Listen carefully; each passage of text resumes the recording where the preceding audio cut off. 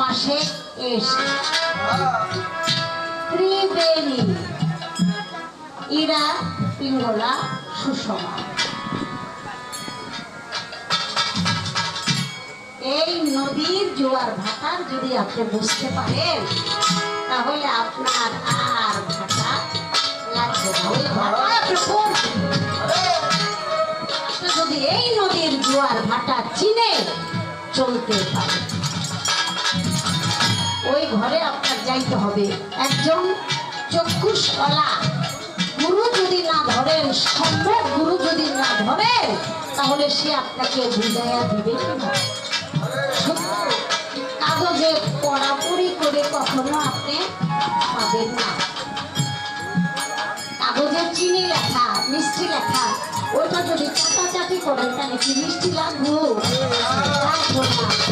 আসল মিষ্টির কাছে যাইয়া পরে গা জিব্বাই দিলে শরীয়তে শুধু শোনা শুনি আর মার সাথে কোনো দেখা, মার সাথে যতক্ষণ পর্যন্ত না যাবে ততক্ষণ পর্যন্ত আমরা সেই স্বাদ পাবো না। এর চেয়ে পরিষ্কার আমি আর কি বলবো বাবা। আপনারা আশিকান, আপনারা জাকেরান, আপনারা প্রেমিক, সেই জন্যই কথাটা বলার চেষ্টা করি।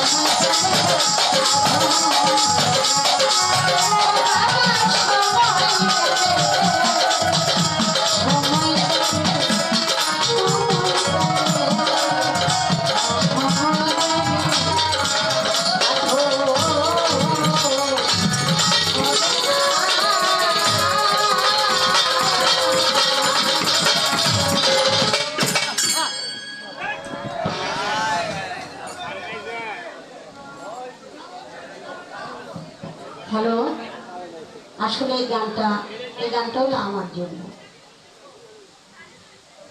কারণ যৌবন যার যুদ্ধে যাওয়ার সময়টা, বৃদ্ধ বয়সে আর যুদ্ধ চলে না। আছে কি আর যুদ্ধ করবো কিসের জন্য? এটাই কিন্তু হিসাব বিকাশ। চামড়া থাকতে টাইট, আল্লাহ লগে দিই খায়, আর যখন হয়ে যায় ঢিল আল্লাহ লগে দিই। ছেলেকে দেখো আসে না, কাম করো না, বই বই খাও, চাকরি করো না, ঘুম আসে না, আমরা কি করব? সারা রাত এই ছেলের মাথায় হাত বুলাইয়া লক্ষ্মী সোনা করে সারা রাত জায়গা রয়েছে। জেলের ছেলের সীতারে আজকে সেই ছেলে আমার কি কথা। এটাই ছিল আমার ভাগ্যের লিখন, এটাই ছিল আমার আনন্দের কি ফল। ক্ষণিকের তরে আনন্দ করে আমি আনন্দ করতে যাই, এক বিন্দু পানি ফেলে দিয়েছি, নিজে আনন্দ করেছি। তাই আনন্দ পেয়ে আমি যাকে দিয়েছি ফেলে, জন্ম নিয়েছে কুলে তুলে বলেছি সে আমার ছেলে। সে কে? ওই যে আনন্দ পাইছি আমি স্বার্থপর, এর জন্য তার কাছ থেকে আমার দুর্ব্যবহার করতে হয়, বন্ধ করে সহ্য করতে হবে। কারণ আমার তো ওই মুহূর্তে, এক মুহূর্তের জন্য তো আনন্দ ছিল, এজন্য কিছু বলার ভাষা নাই। কি বলবো? কারণ ওটা তো আমারই অংশ, আমি হয়েছি ধ্বংস, ওটা তো আমারই একটা অংশ। এই জন্য দুনিয়ার সম্পদের অংশীদার সে এমনিতেই হয়। এর জন্য বলেছি যে আমার বিচার আমি করে চলবো, ওর বদনাম আমি কাকে দিব? কারণ আমি সকল বদনামের নিয়ে। এই সাইজের গানটা কিন্তু এখানেই করা হয়েছে। হ্যাঁ, সময় গেলে সাধন হবে না। যার সাথে মহব্বত করলে, যার গোলামি করলে আমার এই মানব জন্মটা ধন্য হইতো, আমি তার পিছনে সময় দিই নাই। গরুর চিন্তা করেছি, ঘরের চিন্তা করেছি, সন্তানের চিন্তা করেছি, ধানের চিন্তা করেছি, আমি মুর্শিদের সঙ্গ করি না। এখন বুড়া বয়সে ওরা আমাদের সবাই খেদায় দেয়, গুরুর বাড়ি যাইয়া একটু লতা পাতা ঝাড়ু দিব, সেই সময়টাও আমার না, কারণ পারি না। উপর হইলে যে টান অবশ্যই শক্তিটাও আমার না। তাই বলা হয়েছে অসময়ে কৃষি করে মিশামিশি খেতে মরে, আর যদি হয় বীজের ঝরে। এটা মিলে আরো কিছু বিষয় আছে। আমি আমার বাবার কাছে একটা কথা রেখে যাই, বদলে নেবেন না। বাবা বলেছে শরীয়ত হইল জবান, মানে বাক্য, ভাষা, এটাই হলো শরীয়ত। আমি জানতে চাই আমাদের সমাজে কিছু বোবা সন্তান আছে, ওরা মুসলমানের সন্তান, আমি জানতে চাই ওর শরীয়তটা কিভাবে আদায়। এটা হলো একটা আট খা, ওই যে আমি আট খা, আমার এবার ভাত খা। ও বাবা, আমি আপনাদের আট খা একটা বাড়ি দিলাম। তারপরে আমাদের স্বাভাবিক মা বাবার ঘরে সন্তান হয়, ও ছেলেও না মেয়েও না, ও হলো তৃতীয় লিঙ্গ। আছে না একটা সন্তান?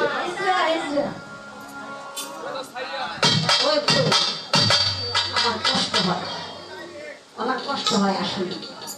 আমরা তো সময় গমাই বুঝি না, ওই যে অসময়ে কৃষি করে, এটার লোকে মিল আছে কিন্তু আমরা সময় গমাই বুঝি না। তাই অসময়ে যেই সময়টা এই সন্তান হবে, ওই সময়টা আমি না গেলেও পারতাম, ওই সময় গেছি বলেই আমার ঘরে এই সন্তান। তাই আমি জানতে চাই ওই হিজড়া যে সন্তানটা হয়, যেটা তৃতীয় লিঙ্গ, ওর শরীয়তটা কিভাবে প্রতিষ্ঠিত হয়। ওটা আমাদের ঘরেই সন্তান। দেখি আমার বাবাজি কথা বলে। আচ্ছা, ছোট্ট একটু ধরতাম।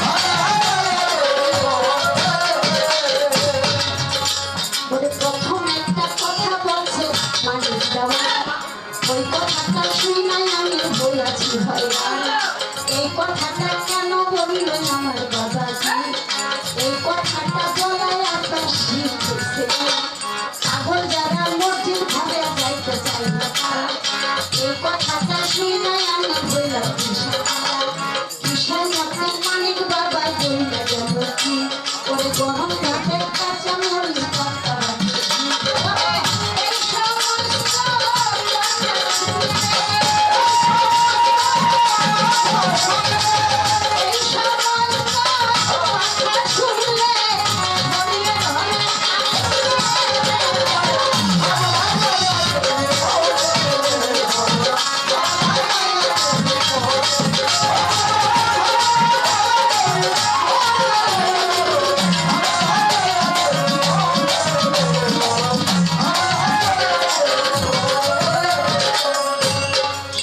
শুনেন মানিক বাবা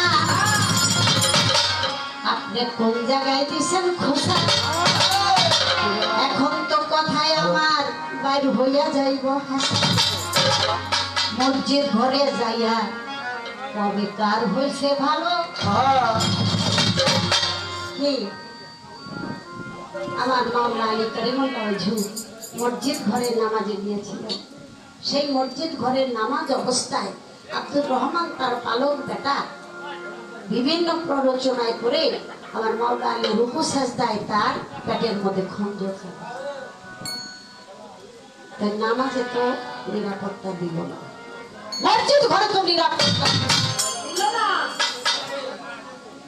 আপনি এটার মীমাংসা পাগলে একটু লাভ দিছে দুইটা কথা কইছে এটার জন্য পাগল মসজিদের কথা শুনলা যায় না মসজিদ ঘরে যায় না এখন আপনি একটু হিসাব করেন মসজিদ ঘর একটা ভয়ের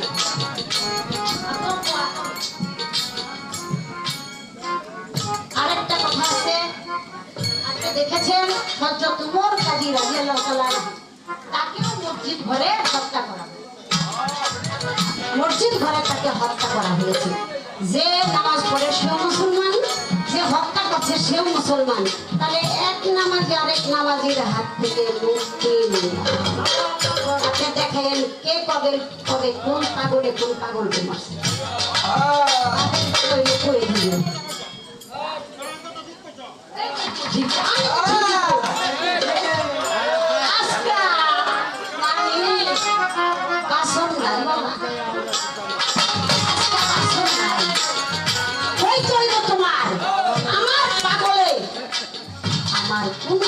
কোন পাগলকে মারছে এটা তোমার বুঝে তাহলে তোমার এক নামাজি আরেক নামাজি রে হত্যা করে তাও মসজিদে যায় কি নামাজি আর কেমন নিরাপদের মসজিদ যেখানে গেলে কোনো নিরাপত্তা নাই আর হযরত উসমান গনি রাদিয়াল্লাহু তাআলা আনহু সে পবিত্র কোরআন শরীফ পাঠ করতেছে সূরা মুজাম্মিল পাঠ করতেছে এমন সময় মুসলমান দুইজন পাক্কা মুসলমান তারা যাইয়া তারে কতল করে পবিত্র কোরআন সামনে নিছে আর আল্লাহর বাণী পাঠ করতেছে তার মধ্যে যাইয়া তারে হত্যা করলো পবিত্র কোরআন শরীফ এত বড় মূল্যবান সেটার মূল্যায়ন করলো না এটা কেমন মুসলমান কেমন এটা কি ধর্ম প্রচার করার জন্য ধর্ম প্রতিষ্ঠিত করার জন্য না স্বার্থন্বেষী চরিত্রার্থ করার জন্য আমি বলতাম না কথাটা কিন্তু আমার পাগলের নিন্দা করলো আপনি জানেন না বাইজিদ বুস্তামি রাহমাতুল্লাহ আলাইহি মসজিদে ইমাম সাহেব বলতেছে আপনাদের 7 দিন ধরে এখানে দেখতেছি আপনার খাওয়ান কই থেকে আসি তো বাইজিদ বুস্তামি তো জবাবটা পরে দিতেছে আমি নামাজটা একটু কইরাম একটু কই নামাজ পড়বেন কি লেগে আমার পিছনে নামাজ পড়লেন তো আপনার পিছনে নামাজ পড়বেন কে আপনি কি নামাজি আপনি জানেন না রিজিক কার কোথা থেকে আসে এই রিজিক কলা বুঝছেন না আপনি কেমন ইমামতি করেন কি বল আমার খাওয়ানটা কোথা থেকে আসে এই তার আপনি ছিলেন না আর আপনি মসজিদের ইমাম আপনার পেছনে নামাজ পড়লে নামাজ কিছুই হবে এই জন্য পাগল যারা যার তার পিছনে নামাজ পড়ে না। পাগলরা নামাজ পড়ে সামনে সামনে। সালাতু মেরাজুল মুমিনিন, মেরাজ মেরাজ তো পিছে আর সামনে হয় না, মেরাজ হয় মুখে মুখে সামনা সামনে। আর মসজিদের নাম কি? সেজদার জায়গা। আমি সেজদা যেখানে দিব সেটাই আমার জন্য মসজিদ, আর ভক্তের জন্য মসজিদ হলো জান্নাত মসজিদ। এই ভাইবা যদি কেউ আসে, আসলে আসুক, না আসলে না আসুক। প্রেমের মধ্যে কোনো জোরাজোরি না, এটা যার যার অন্তরের ব্যাপার বাবা।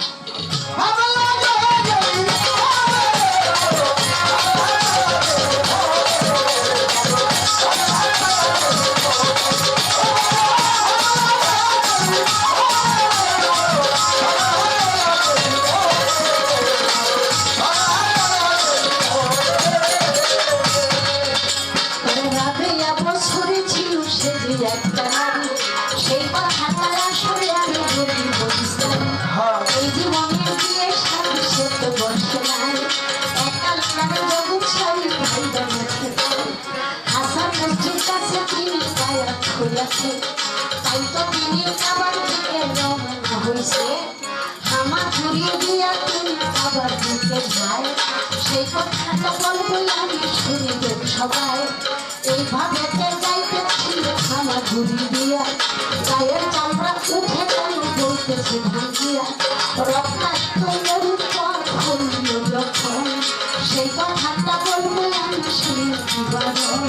সাজদাতে পড়িয়া রইল আমার আল্লাহ বন্ধ বাবা বলতেছি তোমার, আমার বান্ধবী একজন আসিতেছে অতি কষ্ট করে, জলদি কইরা তাহার সামনে চইলা যাবে পারে, আর চতুর্দিকে যাইয়া তুমি অরক প্রদক্ষিণ।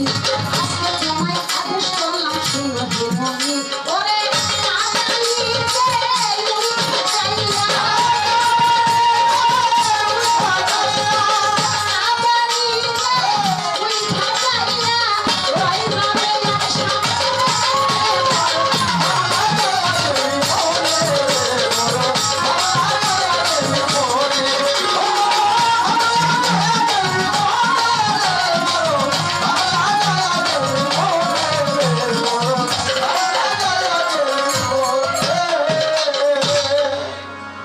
কথা বলতে বেশি কষ্ট হয়, এই জন্য একটু সুর দেওয়ার চেষ্টা করলাম। কাবা ঘর শ্রেষ্ঠ ঘর। একদিন একজন নারী দাসী রাবেয়ার কষ্ট দেখে আমার আল্লাহ বলেছিলেন, কাবা তুমি আমার রাবেয়ার কাছে যাও, রাবেয়ার কষ্ট হয়। তাই রাবেয়ার চতুর্দিকে প্রদক্ষিণ করেছিল পবিত্র কাবা ঘর। মানে আল্লাহর আশিক, আল্লাহর প্রেমিক যে হয়, আল্লাহর আদেশে কাবা ঘর নিজে তার সামনে যাইয়া তার প্রদক্ষিণ করে। আমরা কাবা ঘরের চতুর্দিকে ঘুরি, আর কাবা যাই আল্লাহর আশিকারের চতুর্দিকে। তার প্রমাণ আমি কত দিব? আমার হযরত খাজা মাইনুদ্দিন চিশতি রাহমাতুল্লাহ আলাইহি যখনই সেজদা দিতেন তখনই তার চতুর্দিকে কাবা প্রদক্ষিণ। দেখেন তার জীবনী পড়ে। আল্লাহর ওলিয়া উলিয়া গাউস কুতুব, আর এখন পর্যন্ত পৃথিবী আল্লাহ রেখেছেন আল্লাহর ওলিয়া উলিয়াদের উসিলা। আল্লাহর ওলি না থাকলে আল্লাহ এই পৃথিবী সাজাইয়া রাখতেন। সিলেট যারা গেছেন যাইয়া দেখতে পাবেন একটা কূপ, সেই কূপে পানি ওঠে না। আমার শাহজালাল বাবার হাতের লাঠিটা কূপে ছেড়ে দিয়ে বললো, পানি উঠোস না কেন? পানির দরকার জানা, জমজম কূপের থেকে পানি নিয়ে আয়। ওই লাঠি যে ঢুকে গেছে একবারে সেই জমজম কূপের ভিতর থেকে পানি নিয়ে আসছে। এই পানি আর কোনোদিন শুকায় না। আমার শাহজালাল বাবার দরবারে গেলেই আপনারা সেই জমজম কূপের পানির নিশানা দেখবেন। এটা কার নিশানা? এটা আল্লাহর ওলিয়া উলিয়া, আল্লাহর পাগলের কারামতে, আল্লাহর ফকিরের কারামতে।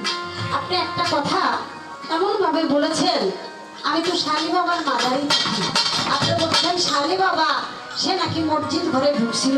আরে না, শালি বাবা তো সেই বাগদাদের বাদশার ছেলে শাহজাদা। আরে মসজিদ ঘরেই যদি আবাদত শরীয়তের আবাদত হলে লাগবো, তাহলে তো সে কাকদাদি মসজিদ বানিয়ে থাকতে পারতো। সে পাগলের বেশে, কাঙ্গালের বেশে, ফকিরের বেশে কেন মিরপুর জঙ্গল যেখানে বাঘ আর বাঘ, সেই জঙ্গলের মধ্যে সে একটু আস্তানা বানাইয়া সেখানেই থাকতো। মসজিদ সাথে আসে নাই, আগে হয়েছে আস্তানা। আস্তানার মধ্যে তার আবাদত বন্দেগী, তার আল্লাহর দর্শন মিলন আর ভক্ত বেশি যখন হয়ে গেছে, তারা নিজেদের মন গড়া আলাদা একটা ঘর বানিয়ে গেছে। এর বেশি আর কিছু আমি বললাম না বাবা। যারা যতটুকু বোঝার আপনারা বুঝেছেন।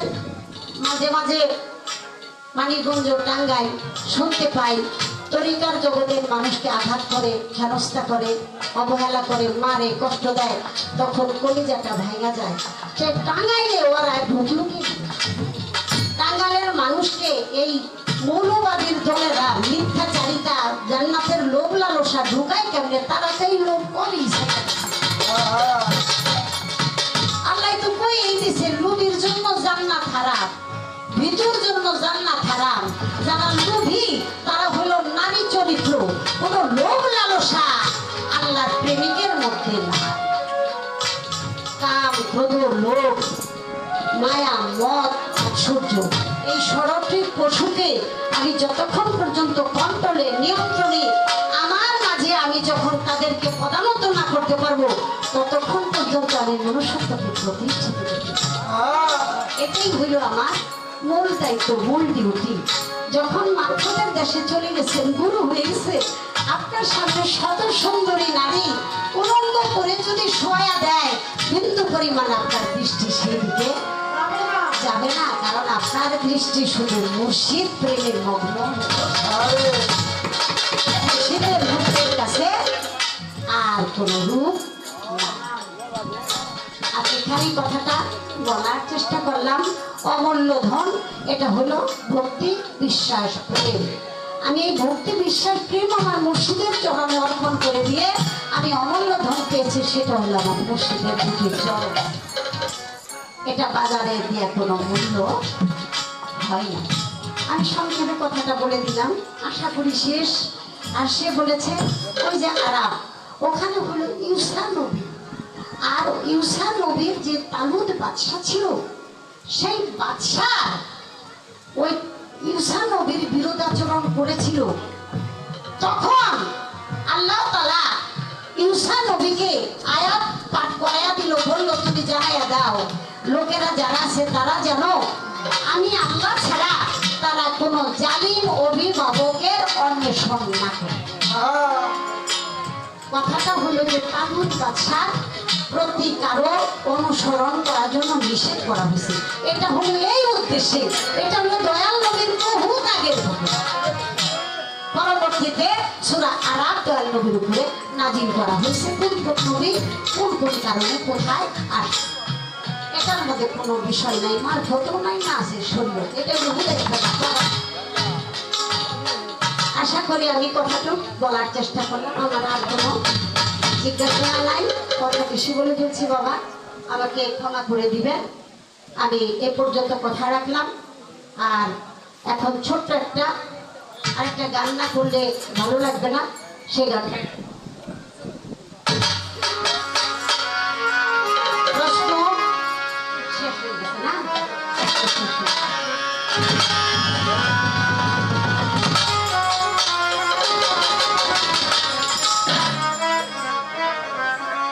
দেখলে ছবি, দেখলে দেখলে ছবি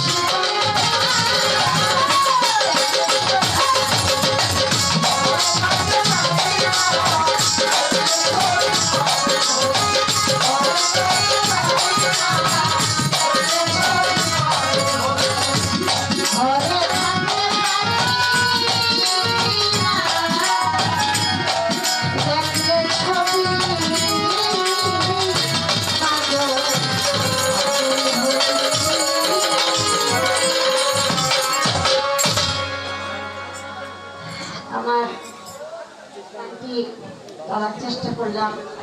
আমার আরেক ভাইজান ডিসেম্বরের 2 তারিখের দাওয়াতের কথা বলছে। আসলে এখন কথাবার্তা মনে রাখা, পালা গাওয়াটা আমার জন্য একটু কষ্ট হয়ে যায়। তো সেজন্য আসলে পালা